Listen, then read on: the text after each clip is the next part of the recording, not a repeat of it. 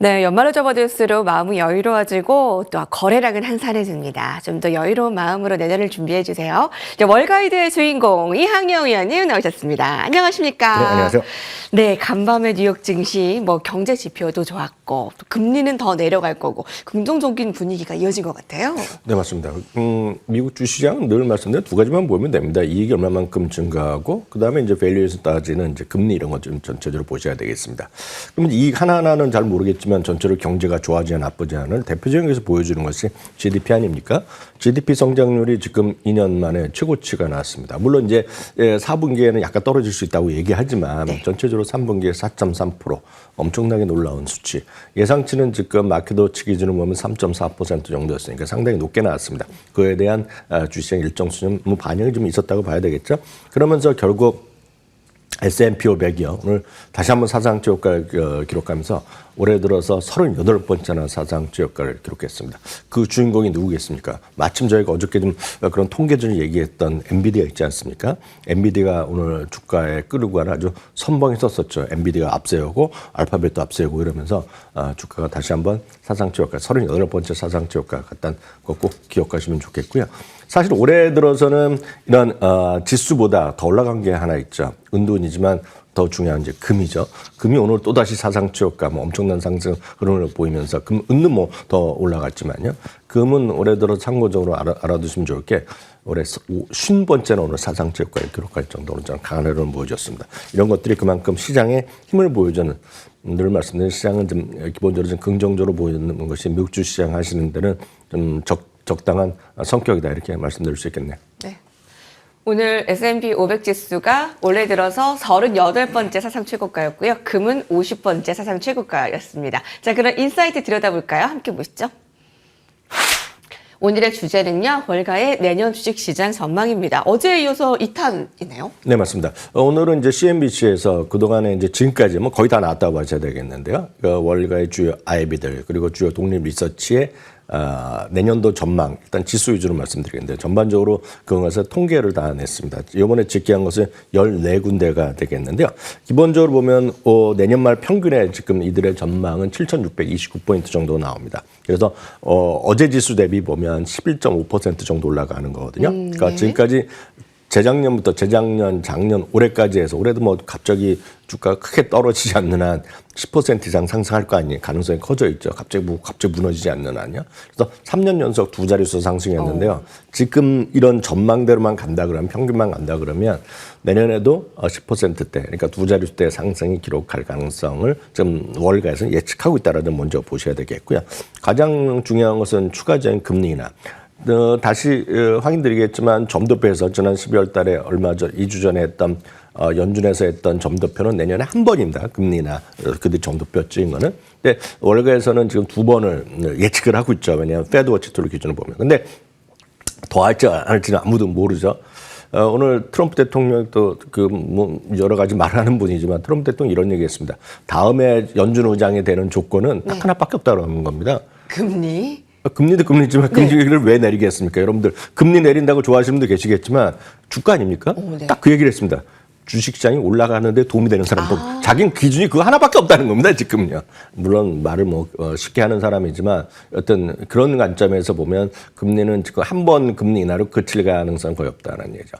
지금 가장 유력한 사람이 핫셋 같은 경우에는 지금 금리 인하의 속도가 늦어도 너무 늦어 있다는 얘기하는 정도 하니까 누가 될지 모르겠지만 일단 그런 것들이 지금 시장에 반영돼 있다고 보셔야 되겠고요. 또 하나는 AI라는 것들이 AI들이 그런 엔비디아나 몇몇 종목에서 나오는 것이 아니라 이제 확산된다는 거죠. 그래서 이 부분은 저희가 지난주에도 말씀드렸던 여러 가지에서 야르데니 리서치에서 얘기했던 모든 산업의 AI화 이런 쪽에 좀 같은 비슷한 논리입니다. 그래서 내년에 경제 성장에서의 이익 성장에서 AI가 전방위로 확산될 수 있다. 이런 관점에서 보셔야 되겠어요. 바로 이 세 가지가 3대 호재의 관점에서 내년도 주식시장을 다들 이렇게 긍정적으로 보는 가장 큰 흐름을 보셔야 되겠습니다. 다만 주식시장은 늘 좋을 수만은 없습니다. 올해도 한번 크게 떨어졌던 게 2월, 3월, 4월이죠. 그러니까 지금은 또 아름다운 그림이 나와 있지만 주식시장이 올라가 있지만 그런 충격은 늘 있는데요. 내년도에 있을 걱정거리 약간 이런 것들도 우리가 염두에 두셔야 되겠습니다. 무조건 좋을 수는 없죠.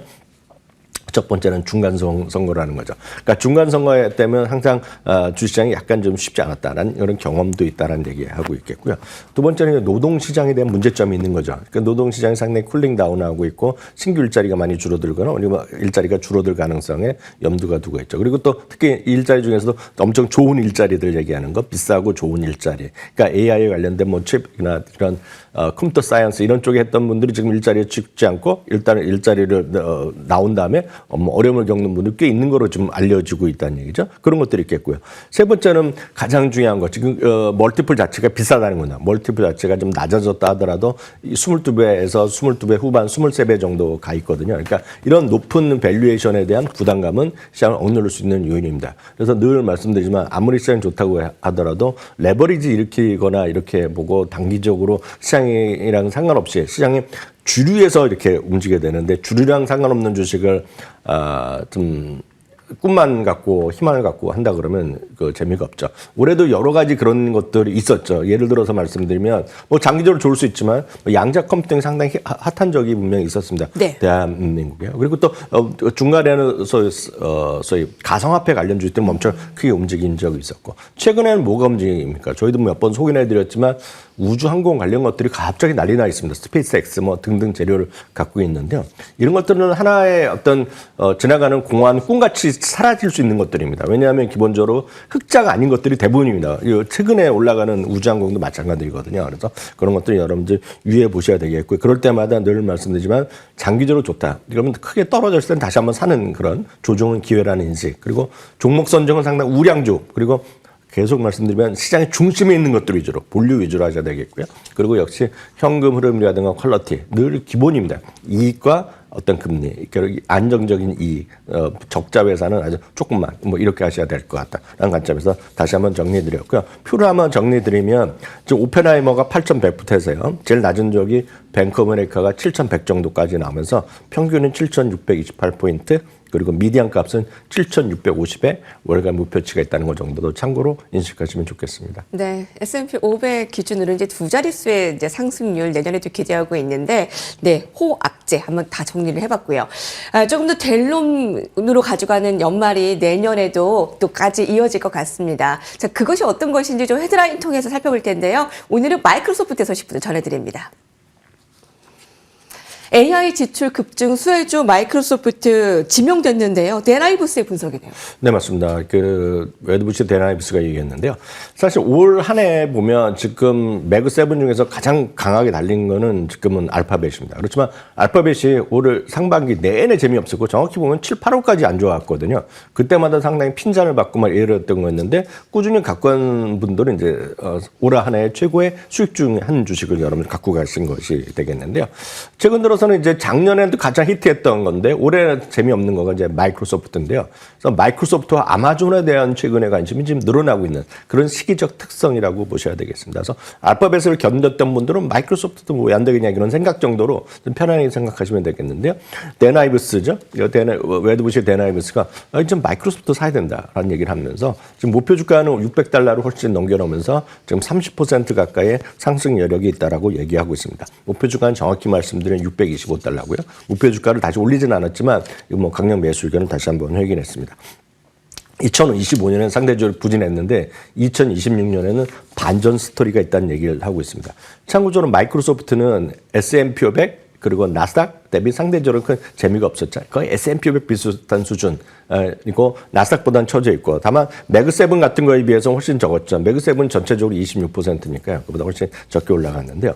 실제로 올 한 해는 투자를 너무 많이 해서 특히 데이터 센터에 투자를 너무 많이 해서 수익성이 약간 둔화됐다. 이런 것들을 많이 걱정을 했는데 여러분 아시다시피 지금 애저라는 클라우드의 성장률은 계속됐다는 얘기죠. 그럼 올 한 해 투자를 많이 해놨기 때문에 내년에는 투자에 대한 비용이 상대적으로 증가율이 줄어들 수 있고 이런 것들이 투자를 많이 했기 때문에 온전히 수요를 다 대응하면서 공급을 할 수 있는 여력이 있기 때문에 이런 것들이 온전히 수익으로 창출될 수 있다는 그런 얘기를 하는 겁니다. 그것이 바로 애저의 강력한 수요. 그리고 이제 제대로 데이터 센터를 갖췄기 때문에 원하는 사람들한테 다 서비스를 제공해 줄 수 있다. 그렇기 때문에 매출이 다시 크게 늘어날 수 있다. 그런 얘기를 하고 있겠고요.